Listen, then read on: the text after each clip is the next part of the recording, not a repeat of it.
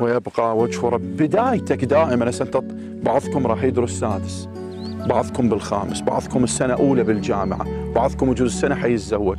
دائما خلي بدايتك ربانيه، شلون ما تقدر. هسه مثلا بديت السنه موسمك الدراسي، ابدي بهالايه بس جسدها بداخلك، وجهت وجهي للذي فطر السماوات.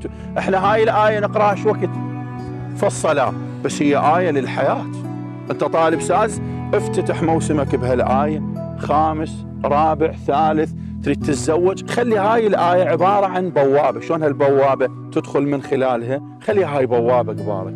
وجهت وجهي، يعني شنو وجهت وجهي للذي فطر السماوات والأرض؟ إخواني، يعني أول ما قلت وجهت وجهي، الله شنو وجه وجهه إليك؟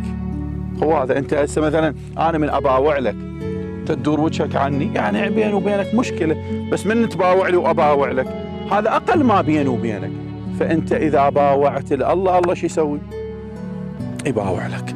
ونظرة الله مو مثل نظرتنا، نظرة الله تحيي وتنمي وتصفي وتقوي وترقي وتفتح لك هواي من الآفاق أيها العزيز.